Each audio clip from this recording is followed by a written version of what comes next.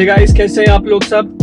I hope आप लोग अच्छे हों. I just finished work and I'm going back home, about to reach in like probably 2 minutes. So I thought why not make this video? Title से आपको समझ गया होगा कि वीडियो किस बारे में है, because it's going to be very helpful for people who want to do masters and you are right now in the initial stages where you're thinking about applying to colleges. So I want to talk about what my strategy was about applying to different colleges, how many colleges applied to, and then how I categorize different colleges into different categories. Because the applications that you do to these colleges, they're not free. You would have to spend some money in applying to these colleges. On an average, you would spend approximately $75 to $150 for applying to different colleges. So you want to be very selective and careful in where you apply. You don't want to spend too much money into applying to 20 different colleges, because then what's the point, right? You want to apply to 10 to 12 different colleges, and then within those 10 to 12 applications, you would need to have some schools that are safe, some schools that are like a challenge for you, and then some schools which are very hard to get into, right? So basically easy, medium and hard. Those are the different categories that you have to create. Also, if you're new to my channel, please consider subscribing, because I make videos about life in America and the travel that I do, and about masters in US. अभी मैं घर पहुंच गया हूँ, गाड़ी को just park कर रहा हूँ. पार्क करके ऊपर जाते हैं और फिर आपसे बात कंटिन्यू करते हैं. यार चाबी भूल गया, जाके गाड़ी से लेके आता हूँ.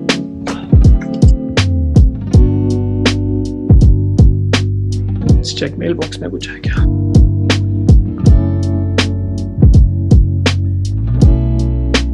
घर पहुंचते ही खतरनाक न्यूज पता चली है. आज किसी को पार्किंग टिकट लग गया, और वो भी $50 का. $50.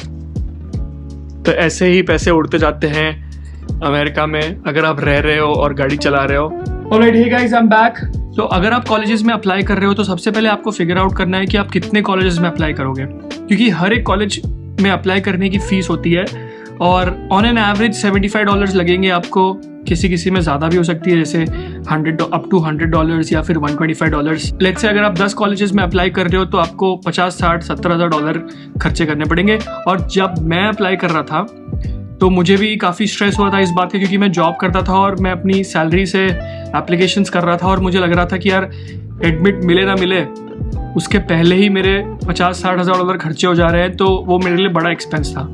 तो पहले तो आपको एक नंबर पे आना है कि आप कितने कॉलेजेस में अप्लाई कर सकते हो. इस बात पे थोड़ा रिसर्च करो और फाइनलाइज करो कि आप कितने कॉलेजेस में अप्लाई करने वाले हो. कोई कॉलेजेस में ऐसा बोलते हैं कि आपकी जो है एप्लीकेशन फी रिफंड हो जाएगी अगर आपको एडमिट मिलता है. तो रेयर चांस ऐसा भी होता है कि कोई कॉलेज में एप्लीकेशन फी नहीं होती है. तो अगर आपके लिस्ट में वो कॉलेज है तो it's going to be good for you. एक बार जब आपने नंबर डिसाइड कर लिया कि हाँ यार मुझे 10 कॉलेज में अप्लाई करना है, अगर आपका बजट टाइट है तो मे बी आप 6 में करोगे, तो ये आपने फाइनलाइज कर लिया. तो उसके बाद आपको बनाने हैं 3 कैटेगरी. सबसे पहला कैटेगरी होगा एम्बिशियस कॉलेजेस का, सेकंड कैटेगरी होगा मॉडरेट कॉलेजेस का, तीसरा कैटेगरी होगा सेफ कॉलेजेस का. तो एम्बिशियस कॉलेजेस में आपको ऐसे स्कूल्स डालने हैं जो आपके लिए बहुत डिफिकल्ट है. तो ये कैसे डिटरमाइन करोगे कि आपके लिए डिफिकल्ट है? उसके लिए पहले तो आपको अपने प्रोफाइल को एनालाइज करना पड़ेगा. आपका प्रोफाइल क्या है? आपका प्रोफाइल है आपका GRE स्कोर, आपके एकेडमिक ग्रेड्स, आपके लेटर ऑफ रिकमेंडेशन, आपके पास कितना वर्क एक्सपीरियंस है. ये सब चीज़ें मिला के आपका एक प्रोफाइल बनता है, जो आप उस प्रोफाइल के बेसिस पे आप एक कॉलेज में अप्लाई करते हो. फिर वो कॉलेजेस आपकी प्रोफाइल को रिव्यू करती है और फिर डिटरमाइन करती है कि आपको एडमिशन देना चाहिए कि नहीं देना चाहिए. तो इस प्रोफाइल के हिसाब से आपको फिगर आउट करना पड़ेगा कि कौन से कॉलेजेस आपके लिए डिफिकल्ट टू गेट है. तो मैंने भी ये 3 कैटेगरीज बनाई थी. उसमें से एम्बिशियस स्कूल्स में मेरा एक जो स्कूल था उसका नाम था Carnegie Mellon University, because that is one of the top schools for cyber security program जो मुझे करना था. तो मुझे अगर वहाँ से एडमिट आता तो I would have definitely taken it, because the school is better and the course is better. तो वो मेरे लिए एक एम्बिशियस था, मेरे लिए, मेरे प्रोफाइल के हिसाब से.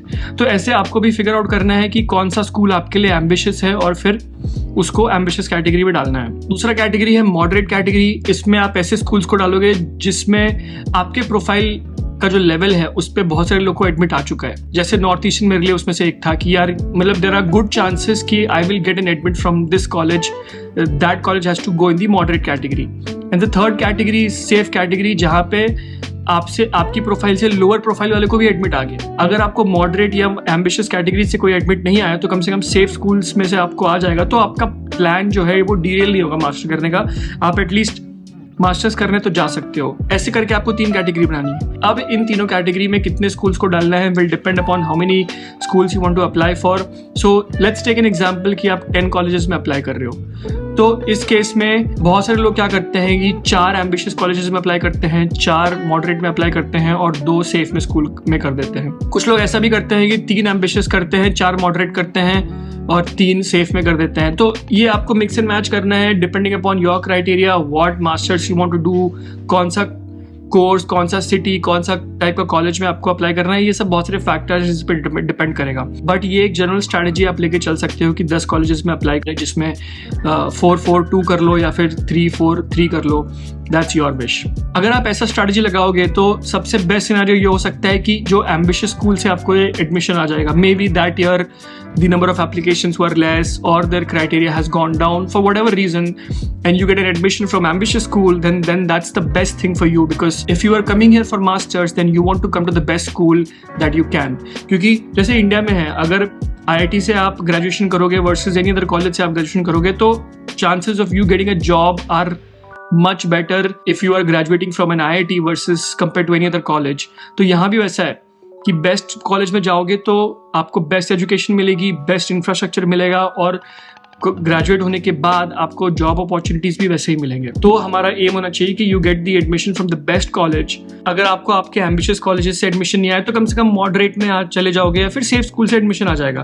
ये आपको इंश्योर करना है कि आपके सेफ स्कूल्स भी ऐसे होने चाहिए जिसमें आप जाके पढ़ना चाहते हो। ऐसा नहीं होना चाहिए कि एकदम ही बेकार कॉलेज है and for the sake of application you applied to a safe college and then you end up going there and you don't like the college and you don't like the course। तो ऐसा मत करना।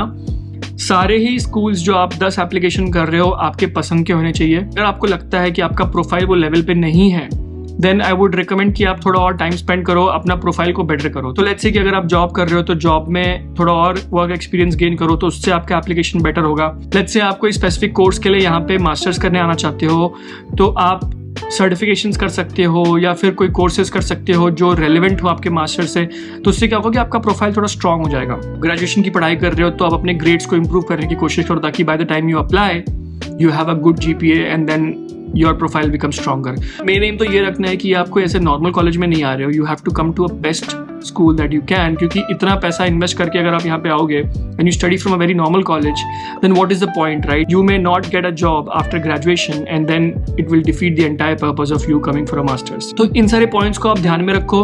अगर आपके पास कोई question है इसके बारे में, अगर आपको कुछ पूछना है तो प्लीज कॉमेंट सेक्शन में डालो and I will try to answer that.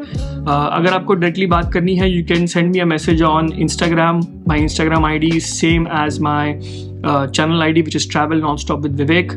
Thank you so much for watching this video। अगर आप अभी तक देख रहे हो तो please do not forget to subscribe to my channel। Have a nice day and I hope आप लोग अपने मास्टर्स के जर्नी में सक्सेसफुल हो गए।